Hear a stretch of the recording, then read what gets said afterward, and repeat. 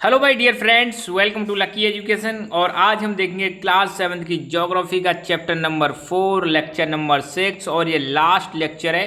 इसके बाद ये चैप्टर हमारा फिनिश हो जाएगा। और आज के जो टॉपिक रहने वाले बहुत ही शानदार इंटरेस्टिंग टॉपिक हैं। पहली बात हम मॉइस्चर के बारे में जानेंगे, फिर प्रेसिपिटेशन के बारे में जानेंगे और फिर हम देखेंगे रेनफॉल कितने टाइप्स की होती हैं। ठीक है, और हट के हम डिस्कस करने वाले हैं, तो शुरुआत करते हैं। Let's begin the topic. पहला टॉपिक है मॉइस्चर। मॉइस्चर तो आपने जनरली सुना ही होगा, मतलब कोई भी चीज़ गीली हो जाती है तो कहते हैं यार इसमें मॉइस्चर आ गई है। तो मॉइस्चर मतलब कुछ चीज़ का गीला सा हो जाना, ऐसे समझ लो। ठीक है, तो जनरली क्या होता है, यहाँ पे कुछ पहले इंट्रोडक्शन दे रखा है कि जब पानी एवोपरेट होता है। देखो ये यहाँ पे एक वर्ड आ रहा है इवोपरेट। इवोपरेट का मतलब क्या है, देखो बिल सिंपल सा समझाता हूँ मैं आपको। घर में आपकी मम्मी, आई होप आपने भी कभी पानी गर्म किया होगा या दूध गर्म किया होगा या चाय गर्म करी होगी। ठीक है, तो गर्म करते हैं तो हम क्या देखते हैं, उसमें से भाप निकलती है। क्या निकलती है? भाप निकलती है। ठीक है, अच्छा अब एक चीज़ ध्यान देना, पानी या लिक्विड कोई भी चीज़ है तो अगर आप किसी लिक्विड को हीट करोगे, क्या करोगे? हीट करोगे। हीट मतलब उसको गर्म करोगे तो वो लिक्विड गैस में कन्वर्ट हो जाता है। किस में कन्वर्ट हो जाता है? गैस में। और लिक्विड का गैस में कन्वर्ट होना ये कहलाता है एवोपरेशन। क्या कहलाता है? एवोपरेशन। तो सिंपल सी चीज़ ध्यान रखना, अगर कभी भी वर्ड आए एवोपरेशन तो आप समझ जाना एवोपरेशन का मतलब क्या है, कि जब भी कोई लिक्विड किसी गैस में कन्वर्ट होता है तो this process is known as evaporation. ठीक है, अच्छा अब यहाँ पे क्या लिख रखा है, देखो when water evaporates from the land different water bodies and different water body it becomes water vapour. ये कह रहे हैं कि अगर जमीन पर पानी हो या अलग अलग वाटर बॉडीज जैसे ओशियंस हो गए, रिवर्स हो गई, लेक्स हो गई, कहीं से भी अगर पानी क्या हो रहा है, इवॉपरेट हो रहा है, then it becomes water vapour. ये क्या बन जाता है? वाटर वेपर बन जाता है। मॉइस्चर इन द एयर, अगर मान लो एयर में मॉइस्चर की क्वांटिटी पाई जा रही है at any time is called humidity. अगर कोई पूछे ह्यूमिडिटी क्या है, देखो ह्यूमिडिटी को हिंदी में बोलते हैं आर्द्रता। क्या बोलते हैं? आर्द्रता। ह्यूमिडिटी का मतलब है एयर में मॉइस्चर का कंटेंट। अगर एयर प्लस, अब मैं कहूँ air plus moisture, air plus moisture, तो ये क्या बन जाएगा? ये बन जाएगा ह्यूमिडिटी। और ह्यूमिडिटी, अब देखो जनरली आप एक चीज़ में एक और एग्जांपल देता हूँ। घर में हम सब कूलर चलाते हैं, आई होप सबके कूलर होगा, नहीं होगा तो आपने देखा होगा कहीं। तो कूलर चलाते हैं तो कूलर में से थोड़ा पानी आता रहता है। और जब जिस रूम में कूलर चलता है तो उस रूम में देखना दूसरे रूम की तुलना में आपको थोड़ा चिपचिपाहट सी महसूस होगा। ठीक है, तो वो ऐसा क्यों महसूस हो रहा है? क्योंकि हमारे रूम के अंदर एयर में क्या आ गई है? मॉइस्चर आ गई है। और रूम का जो एनवायरनमेंट है वो कैसा हो गया है? ह्यूमिड हो गया है। तो वहाँ पर ह्यूमिडिटी बढ़ जाती है। अगर अब मैं कह रहा हूँ किसी जगह की ह्यूमिडिटी ज़्यादा है तो समझ लेना वहाँ पर एयर में मॉइस्चर अवेलेबल है। जनरली अपने जो कोस्टल एरियाज होते हैं, कौन से एरियाज? अपने जो कोस्टल एरियाज होते हैं इंडिया के, उन कोस्टल एरियाज के आसपास आपको पता है ओशियन रहता है। जैसे यहाँ पर इधर है बे ऑफ बंगाल, नीचे इंडियन ओशियन है और वेस्टर्न साइड में क्या है? अरेबियन सी है। तो कोस्टल एरिया जनरली क्या है, यहाँ पर आपको ह्यूमिडिटी ज़्यादा मिलेगी, आर्द्रता ज़्यादा मिलेगी, चिपचिपाहट सी बहुत ज़्यादा रहती है। ये चीज़ ध्यान रखना। तो एयर में मॉइस्चर का जो कंटेंट होता है किसी भी समय, उसको हम क्या बोलते हैं? ह्यूमिडिटी बोलते हैं। And when air is full of water vapour, जब हवा में बहुत सारी क्या हो? वाटर वेपर हो, तो हम कह सकते हैं कि भाई ये दिन आज का जो है कैसा है? ह्यूमिड डे है, ह्यूमिड डे। यहाँ पे दो चीज़ मैं क्लियर करना चाहता हूँ, ये एक्स्ट्रा है, ध्यान देना। मॉइस्चर अगर कोई पूछ ले, मॉइस्चर का मतलब क्या है? The presence of liquid in environment. हमारे एनवायरमेंट में किसका प्रेजेंस होना? लिक्विड का प्रेजेंस होना क्या कहलाता है? मॉइस्चर कहलाता है। कहीं भी लिक्विड प्रेजेंट हो। ठीक है, जैसे मान लो दीवार है कोई भी, वो बरसात की वजह से नीचे तक गीली हो जाती है तो इसका मतलब उसमें मॉइस्चर आ गई है। कोई लकड़ी है वो गीली हो जाती है, इसका मतलब उसमें भी मॉइस्चर आ गई है। कोई भी चीज़ गीली होने लग जाए, मतलब लिक्विड का प्रभाव उस पर आ जाए, तो हम क्या कह सकते हैं? मॉइस्चर है। ठीक है, सिंपल सी बात है। और ह्यूमिडिटी का मतलब क्या है?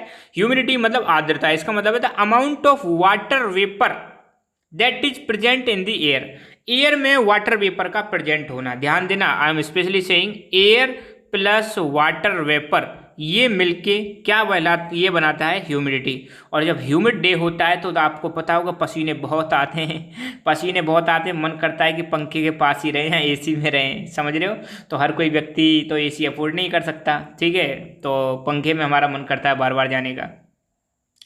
ओके, और जब ह्यूमिड होता है तो आप कांच वाँचों पर कुछ ऐसा भी देख सकते हो कि हाँ यार ह्यूमिडिटी बहुत ज़्यादा है। ठीक है, तो as the air gets warmer, जैसे ही हवा गर्म होती है, its capacity to hold the water vapour increases and so it becomes more and more humid. ध्यान देना, जैसे जैसे एयर गर्म होती है तो आपको पता है एयर गर्म होगी तो वो ऊपर राइज करेगी, और ज़्यादा गर्म होगी तो उसकी जो वाटर वेपर को होल्ड करने की कैपेसिटी है वो बढ़ जाती है, और जितनी ज़्यादा एयर वाटर वेपर को होल्ड करेगी इसका मतलब ह्यूमिडिटी उतनी क्या हो जाएगी, बढ़ जाएगी। तो ध्यान देना, एयर अगर गर्म होगी तो उसका वाटर को होल्ड करने की, वाटर वेपर को होल्ड करने की कैपेसिटी बढ़ेगी, और जितनी ज़्यादा एयर में वाटर वेपर पाई जाएगी हम कह सकते हैं कि कैसा एनवायरनमेंट बन जाएगा, ह्यूमिड बन जाएगा।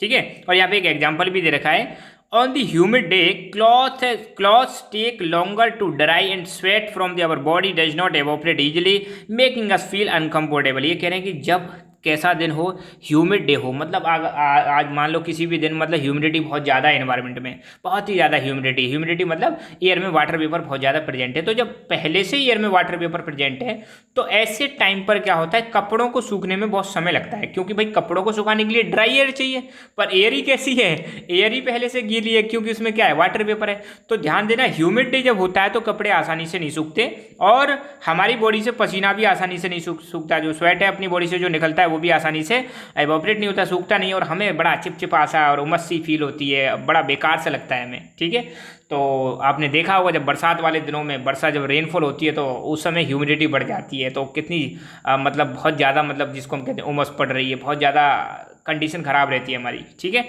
और इसका मैं एक और एग्जांपल देता हूँ। आपने कूलर में, अब मान लो कूलर चला रखा, उसमें कपड़े सुखाने की कोशिश करना है और पानी चालू रहने देना, देखना कूलर में कपड़े सूखेंगे ही नहीं। क्यों नहीं सूखेंगे, क्योंकि कूलर खुद क्या दे रहा है, कूलर खुद में से भी पानी निकल रहा है, और वो पानी अगर जाएगा आपके कपड़ों में जो सुखा रहे हो तो वो कैसा हो जाएगा, गीला। मगर इसके अपोजिट एसी जो होती है, एयर कंडीशनर जो होते हैं, रूम में लगा दो तो एयर कंडीशनर क्या करता है, रूम के अंदर जो ह्यूमिडिटी है उसको खत्म कर देता है। तो जब एसी में बैठते हैं तो आपने देखा होगा बड़ा ड्राई सा फील होता है, सूखा सूखा सा फील होता है। एसी में आप सुखा दो कपड़े, देखना बिल्कुल मस्त सूख जाएंगे। ठीक है, तो ये चीज़ किसको रिप्रेजेंट कर रही है, ह्यूमिडिटी। तो एनवायरनमेंट में ह्यूमिडिटी ज़्यादा है तो कपड़ों को सूखने में भी समय लगता है, हमें भी बड़ा मतलब अजीब सा फील होता है। ह्यूमिडिटी कम है तो अच्छा रहता है। ठीक है, let us talk about precipitation के बारे में बात करेंगे। प्रेसिपिटेशन मतलब जैसे मान लो अब क्लाउड्स बन गए, अब क्लाउड्स बनने के बाद क्लाउड से बरसना, अब चाहे वो ओले पड़े, चाहे वो रेनफॉल हो, चाहे आपकी स्नोफॉल हो, चाहे स्लीट हो, कुछ भी नीचे चीज़ गिर रही है। ध्यान देना, पहले बादल बनेंगे। देखो एक चीज़ ध्यान देना, बादल कैसे बनते हैं, बादल बनने का मैं एक प्रोसेस बताता हूँ। यहाँ पे जैसे मान लो पानी है, ये क्या है, पानी है, ये हो गया अपना पानी। ठीक है, अब मान लो पानी क्या हो रहा है, यहाँ पे अपने सूर्यदेव है, सूर्यदेव की गर्मी आ रही है भाई साहब, गर्मी आ रही तो पानी क्या हो रहा है, गर्म हो रहा है, और पानी गर्म होगा तो पानी लिक्विड है, गर्म होगा तो गैस में कन्वर्ट होगा, ये वाटर वेपर में कन्वर्ट हो जाता है, जिसको हम क्या बोलते हैं, इवोपरेशन होता है। हवा ऊपर जाती है, ऊपर राइज करेगी, ऊपर जाके ये ठंडी होगी, और ठंडी होके ये क्या हो जाएगी, कंडेंस, इसको हम बोलते हैं कंडेंसेशन। अब देखो यहाँ पे बिल्कुल क्लियर याद रखना, इवोपरेशन में मैंने क्या बताया था, कोई भी लिक्विड किस में कन्वर्ट हो जाता है, गैस में। इवोपरेशन इसका उल्टा है, यहाँ पे गैस किस में कन्वर्ट हो जाएगी, लिक्विड में। जिसका एग्जांपल बताता हूँ मैं आपको।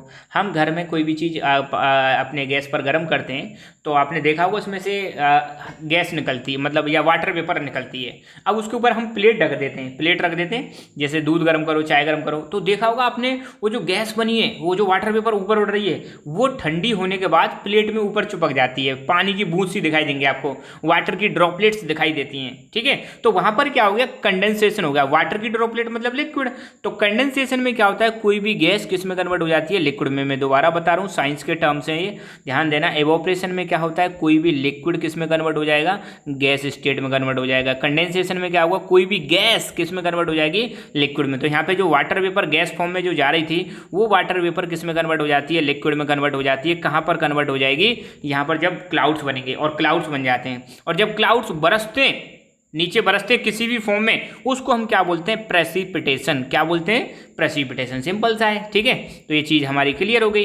अब हम देखेंगे प्रेसिपिटेशन के बारे में। तो पहले तो यहाँ पे बता रखा है कि when the water vapour rises, जब वाटर वेपर ऊपर जाती है तो ये क्या होगी, कूल होने लगेगी। वाटर वेपर गर्म है, ऊपर जैसे जैसे ऊपर जाएगी तो इसका टेम्परेचर कम होगा, कूल होने लगेगी, और वाटर वेपर क्या हो जाएगी, कंडेंस हो जाएगी। मतलब किस में कन्वर्ट हो जाएगी, लिक्विड में कन्वर्ट हो जाएगी। और कंडेंस होने के बाद इसके बनते हैं वाटर ड्रॉपलेट, छोटे छोटे वाटर ड्रॉपलेट्स बनते हैं। और उसके बाद क्लाउड्स क्लाउड्स बनते हैं, क्या बनते हैं, कंडेंस होने के बाद, ध्यान देना है क्लाउड्स कैसे बनते हैं, पहले एवोपरेशन होगा, फिर कंडेंसेशन होगा और फिर बनेंगे क्लाउड्स, ठीक है, ये चीज़ ध्यान रखना है। तो clouds are just masses of such droplets, मैंने बताया था यहाँ पे वाटर वेपर ऊपर गई, ठंडी हुई, कंडेंस हुई, वाटर ड्रॉपलेट्स बनी, और ये वाटर ड्रॉपलेट्स मिलके क्या बना देती हैं, ये बना देती हैं क्लाउड्स, क्या बना देंगे, क्लाउड्स।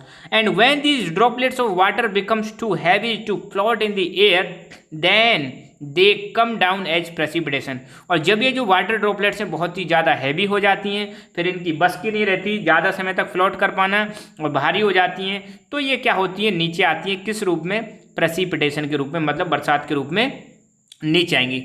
अब प्रेसिपिटेशन के कई सारे रूप हैं, कई सारे फॉर्म में प्रेसिपिटेशन होता है। रेनफॉल के रूप में होता है जिसको हम नॉर्मल वर्षा कहते हैं, स्नोफॉल, स्नोफॉल में आपने देखा हो बर्फ़ गिरती है, स्लीट इसमें भी थोड़ी थोड़ी सी बर्फबारी सी होती है, हेल स्टॉर्म्स, हेल मतलब इसमें ओले पड़ते हैं। तो बादलों से किसी भी चीज़, मतलब बादलों का बरसना, अब मैं सिंपल देसी भाषा में बात करूँ, बादलों का बरसना क्या कहलाता है, प्रेसिपिटेशन कह सकता है। अब वो बरस की जो नीचे चीज़ें आ रही है वो किसी भी रूप में आ सकती है, वाटर ड्रॉपलेट्स मतलब रेनफॉल के रूप में भी आ सकती है, स्नोफॉल, स्लीट और हेल्स इनके रूप में आ सकती हैं सारी चीजें। ओके, तो precipitation that comes down to the earth in liquid form is called rain, ठीक है। अगर प्रेसिपिटेशन अर्थ पर किस फॉर्म में आ रहा है, लिक्विड फॉर्म में, अब आपको पता है बरसात किस फॉर्म में आती है, लिक्विड फॉर्म में आती है, उसको हम क्या बोलते हैं, रेन बोलते हैं। और अपना जो अंडरग्राउंड वाटर है वो रेन वाटर से क्या होता है, रिचार्ज होता है। तो अपना जो अंडरग्राउंड वाटर है वो जनरली कहाँ, अंडरग्राउंड में जो नीचे अपने जैसे अर्थ हो गई, इसमें नीचे अंडरग्राउंड एक्वाफायर बने हुए हैं जिसमें पानी भरा रहता है। तो अंडरग्राउंड वाटर जो है वो रिचार्ज किससे होता है, वो रेन वाटर से ही रिचार्ज होता है, ये चीज़ ध्यान रखना। तो अगर हम बरसात के पानी को कलेक्ट करते हैं तो नीचे अपना अंडरग्राउंड का लेवल बढ़ जाता है। प्लांट भी जो होते हैं, पेड़ पौधे भी होते हैं, वो भी पानी को प्रिजर्व करने में हेल्प करते हैं। और when the trees on the hill sides are cut, अगर मान लो जैसे कोई पहाड़ी है, यहाँ पे कोई पहाड़ी है, पहाड़ी पे यहाँ पे पहले पेड़ लगे हुए थे, क्या लगे हुए थे, पेड़ लगे हुए थे। अगर पेड़ों को मान लो काट दो, जैसे इधर पेड़ कट कर दिया आपने, तो पेड़ कट कर दिए तो बरसात जब होगी पानी सीधा ऐसे नीचे जाएगा, कहाँ जाएगा, नीचे जाएगा और नीचे वाले एरिया में पहुंच जाएगा। अगर मान लो यहाँ पे पेड़ होते तो पेड़ कुछ ना कुछ पानी को क्या करते, रोकते। तो जब पेड़ काट दिए जाते हैं हिली एरियाज में, तो जो रेन वाटर है वो नीचे फ्लो करता है बेयर माउंटेन्स, बेयर माउंटेन मतलब जहाँ पर कुछ भी ना हो उसको हम बोलेंगे बेयर माउंटेन्स। अगर मान लो पेड़ पौधे होते तो हम बोलते हैं कि हाँ यार यहाँ पे पेड़ पौधे हैं। बेयर माउंटेन्स मतलब वहाँ पे कुछ भी नहीं है, ठीक है, बिना मतलब वेजिटेशन के, बिना प्लांट्स के, ठीक है। तो पानी जो है बेयर माउंटेन्स में फ्लो करेगा और ये नीचे वाले एरियाज में फ्लडिंग की संभावना बढ़ा देगा, बाढ़ आने की संभावना बढ़ जाएगी। नीचे वाला एरिया मतलब जैसे ये माउंटेन हो गया और ये नीचे वाली कोई वैली हो गई, नीचे वाला कोई एरिया हो गया, यहाँ पे मान लो घर बने हुए हैं, घरों में लोग रह रहे हैं, तो अगर यहाँ पे पेड़ पौधे काट देते हैं तो पानी सीधा नीचे आएगा और नीचे फ्लड आने की संभावना रहती है। थोड़ा सा हम रेनफॉल के बारे में जान लेते हैं, अपना बस टाइप दे रखें पर मैं समझा दूंगा आपको तीनों रेनफॉल के बारे में जो अपनी दे रखी है। तो पहली चीज़ तो ध्यान देना, रेनफॉल आपको पता है हमारे लिए प्लांट्स के सर्वाइवल के लिए, एनिमल्स के सर्वाइवल के लिए बहुत इंपॉर्टेंट है। प्लांट भी आपको पता है रेनफॉल पर डिपेंड करते हैं, एनिमल भी रेनफॉल पर डिपेंड करते हैं। बरसात अगर होती रहती है तो अपना जो वाटर साइकिल है वो चालू रहती है। तो वाटर साइकिल बहुत इंपॉर्टेंट है, चालू रहना, और जितने भी अपने वाटर रिसोर्सेस हैं उनका कंजर्व होना भी बहुत ज़्यादा जरूरी है, या कंजर्व करना बहुत ज़्यादा जरूरी है, ठीक है। रेनफॉल से आपको पता है फ्रेश वाटर आता है, पानी दो प्रकार का होता है, एक फ्रेश वाटर होता है, एक सैलाइन वाटर होता है। और आपको पता है 97.5 जो वाटर है वो जनरली कैसा है, वो है आपका सैलाइन वाटर, जो कि कहाँ पर पाया जाता है, ज़्यादातर ओशंस में पाया जाता है। तो रेनफॉल से जो पानी आता है वो कैसा आता है, फ्रेश वाटर आता है, मीठा पानी आता है, ठीक है। अगर किसी एरिया में बहुत ही ज़्यादा पानी की कमी है और वहाँ पर बरसात कम हुई है तो वहाँ पर ड्रॉट आने की संभावना रहती है।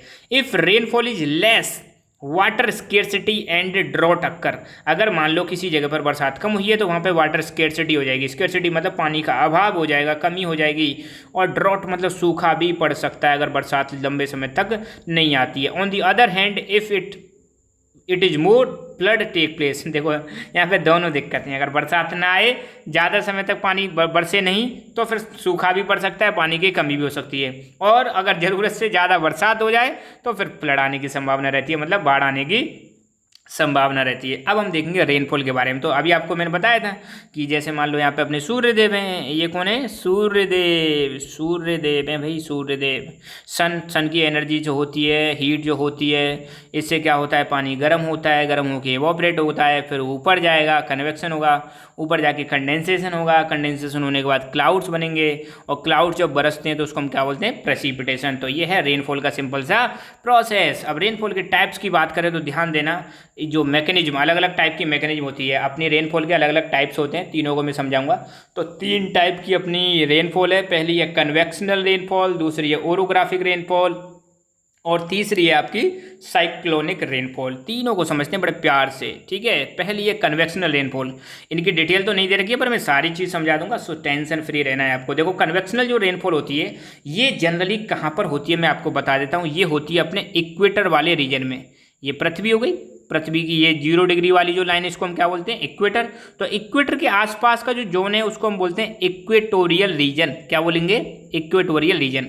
और ये भी आपको पता है इक्वेटर के आसपास गर्मी बहुत ज़्यादा रहती है, और वहाँ पर सन की रेज डायरेक्ट पड़ती हैं, तो गर्मी ज़्यादा होने की वजह से वहाँ पर जो ओशंस हैं वो बहुत ही ज़्यादा क्या होंगे, हीट होंगे।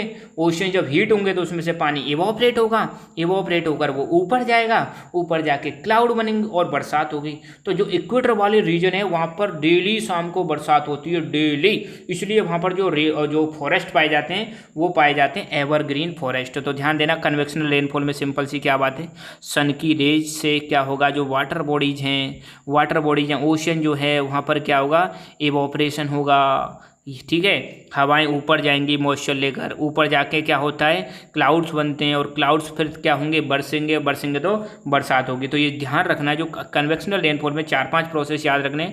सन की रेज पड़ेंगी, इवोपरेशन होगा, हवा ऊपर जाएगी, ऊपर जाके कंडेंसेशन होगा, क्लाउड बनेंगे, और क्लाउड्स फिर बरसेंगे, जिसको हम क्या बोलते हैं, प्रेसिपिटेशन। तो ये जनरली जो कन्वेक्शनल रेनफॉल है कहाँ पर होती है, इक्वेटोरियल रीजन में कन्वेक्शनल रेनफॉल होती है। बस इतना आपको ध्यान रखना है। ये और एक और डायग्राम दिखा रखा है, जैसे सन की हीट से क्या हुआ, एवोपरेशन हुआ, ट्रांसपीरेशन भी होता है। ट्रांसपीरेशन किस में होता है, पेड़ पौधे जो होते हैं, प्लांट्स जो होते हैं, उनमें ट्रांसपीरेशन होता है। आपने देखा होगा पत्तियों पर जो पानी सा निकल के आ जाता है बाहर, उसको हम क्या बोलते हैं, ट्रांसपीरेशन बोलते हैं। फिर ये जो मॉइस्चर है, या जो एयर के साथ ये मॉइस्चर ऊपर चली जाती है, ऊपर जाके क्लाउड बनते हैं, वहाँ पर कंडेंसेशन के बाद क्लाउड बनेंगे, और क्लाउड बनने के बाद फिर बरसात होती है। और ये जनरली कहाँ पर देखने को मिलेगा, कन्वेक्शनल जो रेनफॉल है ये मिलेगी आपको इक्वेटोरियल रीजन में। अच्छा एक चीज़ और मैं बता दूँ, जब हवाएं हमारी ऊपर की तरफ चलती हैं, नीचे से ऊपर की तरफ चलती हैं हीट होने की वजह से, तो हवाओं का जो वर्टिकल जो मूवमेंट है, वर्टिकल मूवमेंट को हम बोलते हैं कन्वेक्शनल फ्लो ऑफ एयर,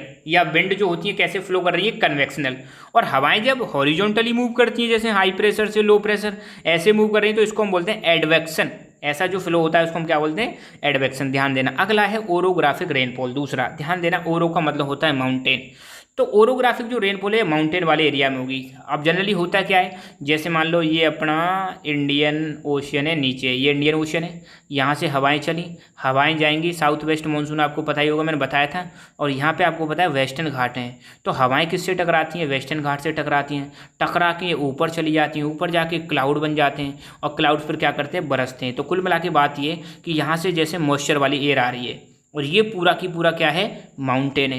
ये एयर आई माउंटेन से टकराई, अब टकरा के क्या होगा, ऊपर चली जाएगी, ऊपर जाके बन के क्लाउड, और क्लाउड फिर क्या करेंगे, प्रेसिपिटेशन, मतलब बरसेंगे। और बरसेंगे तो आपने देखा इधर वाली साइड में ग्रीनरी दिखा रखी है, मतलब इधर क्या होगा, जिधर साइड में बरसात हो रही है उधर साइड में जो माउंटेन है वहाँ पे बहुत ज़्यादा वेजिटेशन पाई जाएगी, मतलब प्लांट बहुत ज़्यादा पाए जाएंगे। मगर दूसरी साइड सूखी रह जाती है, ये वाली जो साइड है ये सूखी रह जाती है। तो ये चीज़ ध्यान देना। ओरोग्राफिक रेनफॉल में कहाँ पर होती है, ये जनरली माउंटेन वाले एरिया में होगी। कहाँ पर होगी, माउंटेन। जहाँ पर माउंटेन पाए जाते हैं तो माउंटेन से जो विंड होती हैं वो टकराती हैं, टकरा के ऊपर जाती हैं, ऊपर जाती हैं तो इनका टेम्परेचर कम होता है, कंडेंसेशन होगा, क्लाउड्स बनेंगे, और क्लाउड्स पर क्या करेंगे, प्रेसिपिटेशन। तो खास बात क्या है, खास बात यही है कि जो ओरोग्राफिक रेनफॉल है वो हमेशा माउंटेन वाले रीजन में होती है। ये यहाँ पर ये बोर्ड पर मैंने बनाया था, तो आप देख सकते हो ये अपना इंडियन ओशियन है, ये अपना इंडिया का मैप दिखा रखा है थोड़ा सा, ठीक है। और यहाँ पर अपना सन है, सन से जो हीट आती है पृथ्वी पर उसको हम इंसोलेशन बोलते हैं। यहाँ पर आपको देखा पानी गर्म हुआ तो उसको इवोपरेशन बोलते हैं। फिर हवाएँ चलती हैं इस डायरेक्शन में जिसको हम बोलते हैं साउथ वेस्ट मानसून विंड्स।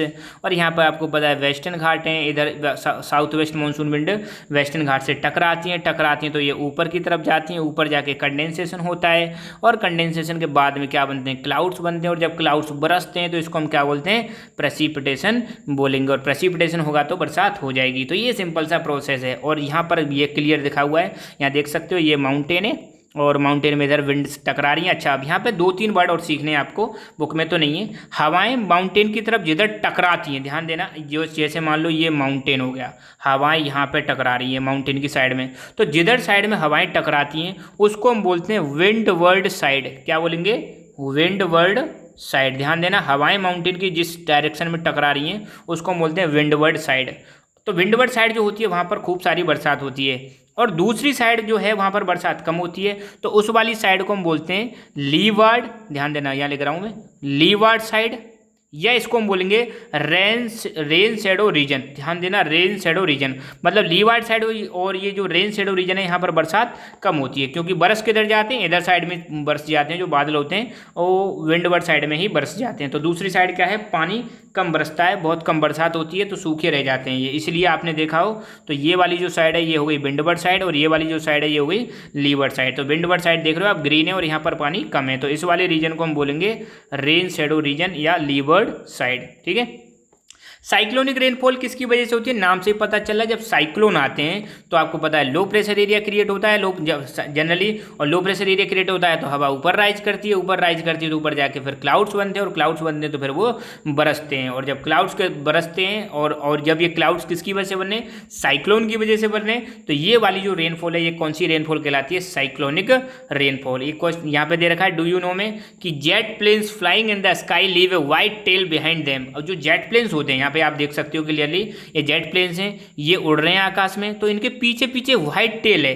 क्या है, टेल सी बन जाती है, इनकी पूंछ सी बन जाती है, ठीक है, इसी के बारे में बात कर रहे हैं। तो ये एक्चुअली क्या होती है, ये मॉइस्चर होती है जो इंजन में से निकलती है, उनके इंजन में से निकलती है, मॉइस्चर होती है, और ये कंडेंस हो जाती है। क्या हो जाती है, कंडेंस। और कंडेंस में क्या होता है, कोई भी गैस किस में कन्वर्ट हो जाएगी, लिक्विड में कन्वर्ट हो जाएगी, मतलब वाटर ड्रॉपलेट्स में कन्वर्ट हो जाएगी।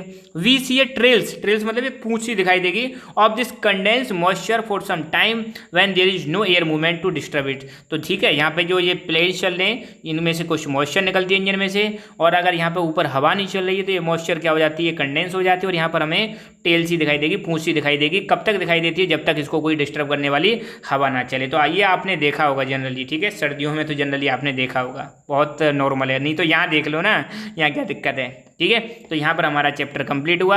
आप हमारा Telegram channel lucky education join कर सकते हो, जहाँ पर हमारे आपको नोट्स मिलेंगे एज वेल एज आने वाले वीडियोज़ की नोटिफिकेशंस मिलेगी। क्योंकि कई बार बहुत मैंने देखा है मेरे वीडियोज़ की नोटिफिकेशन आती नहीं है, पता नहीं यूट्यूब को क्या प्रॉब्लम है। पर यहाँ पर हमें जनरली जितने भी वीडियो बनाता हूँ सबकी वीडियोज़ जो नोटिफिकेशन है यहाँ पर तो आपको 100% मिलेगी। So thank you so much, keep learning, keep enjoying, stay happy, stay energetic, stay healthy. जय हिंद, जय भारत।